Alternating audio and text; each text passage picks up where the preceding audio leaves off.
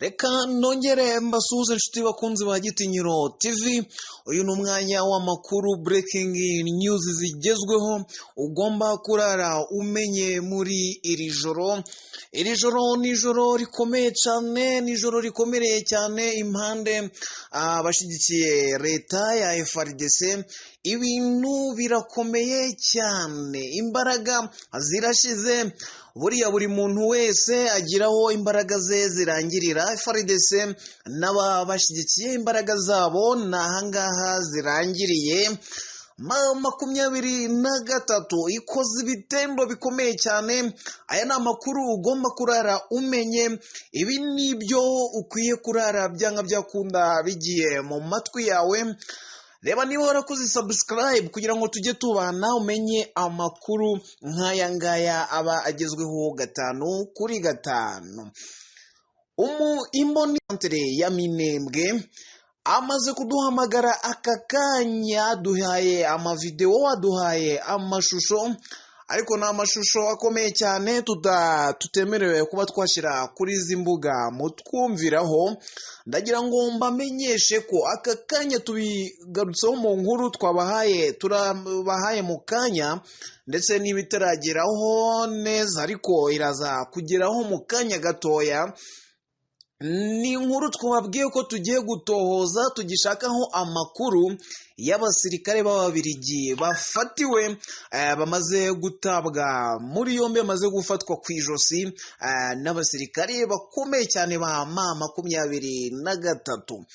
Byagenze bite? Byaciye mu zihe nzira? Ni nyuma y'ibitero bikomeye bya FARDC, ingabo z'Abarundi ndetse n'indi mitwe bafatanyije harimo Wazalendo ndetse na FDR komeje gukomerana.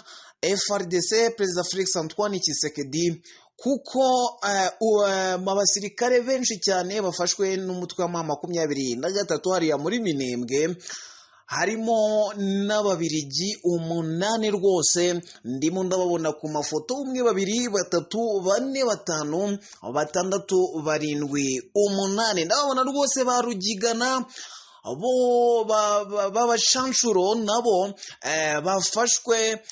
Abasirikare bo rwose ndabona barenga gato 103. ndi kubabara, nabanje kubabara neza. Abangaba rero M23 irabagose, irabakubita ku buryo bukomeye kugeza bamanitse amaboko. Ni nyuma y'ibitero bigiye bitandukanye abangaba bari kugaba mu duce dutandukanye twa hariya muri Minembwe, ariko kandi ni nyuma y'imirwano ikomeye cyane yabereye ahantu hitwa muri Ruhinamavi, ndetse no ku mupaka uhuza igihugu cy'u Burundi na Kongo, mu mupaka wa Kavimvira.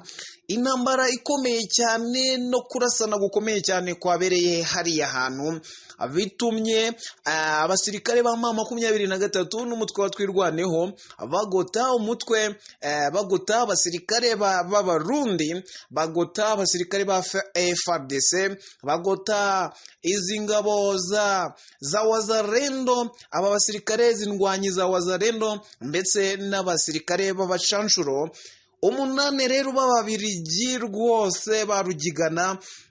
Ndababona babicaje hariya. Mu nkuru twabakoreye mu kanya twari turimo tubabwira ko tugiye kubishakaho amakuru ahagije. Ayo ni amakuru ugomba ariko kandi nawe wumvishe notification, ariko ukaba wumva ufite ibitotsi, reba rwose nta makuru agezweho. Ejo mu gitondo utabyuka utazi aho intambara, cyangwa se udafite amakuru agezweho aka kanya. Rero M23 yahawe ibikoresho bikomeye cyane, harimo na drone nayo yahawe. Yazikuye he rero? Nabyo aya ni amakuru udashobora kumva ahandi usibye kuri Igitinyiro TV n'ahandi yazikuye. Twarabibabwiye mu nkuru zacu ko hari abaterankunga bari gushakwa hirya no hino mu bihugu bigiye bitandukanye bo gufasha uyu mutwe wa M23 higanjemo abakomoka muri kiriya gihugu cya Kongo. Iyi M23 rero yabashije guha 40 zaturutse muri aba baterankunga nyine bo hirya no hino ku isi, ariko kandi M23 ku munsi w'ejo bundi yakiriye ibikoresho harimo imbunda yafatiye mu gace ka muri teritwari ya Fizi, aho barwanyi ba FARDC Wazalendo n'abandi bagiye batandukanye. M23 yabashije kubirukankana ibakura muri utwo duce, maze aho basigaga imbunda cyangwa se aho bari baratabye imbunda, M23 ibasha kuhagera. Aho ngaho rero hasanze drone nyinshi cyane FDLR ndetse na FARDC na Wazalendo n'abandi bafatanyije kurwanya M23 bifashishaga barwana n'uyu mutwe.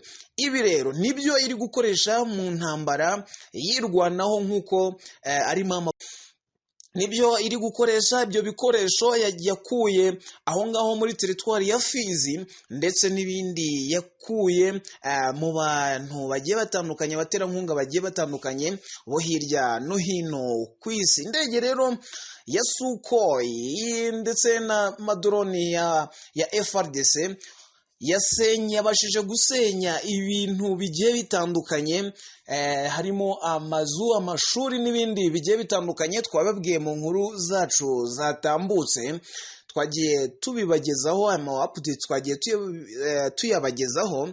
Aka kanya rero M23 nyuma yo gukora operasiyo ikomeye yo kugota abasirikare ndetse n'abarwanyi ba Wazalendo FDLR ndetse n'abandi bagiye batandukanye, ubu ngubu yamaze gufata 66 b'Abarundi, ifata n'abandi 8 b'igihugu komeje kwaguka birerekeza he.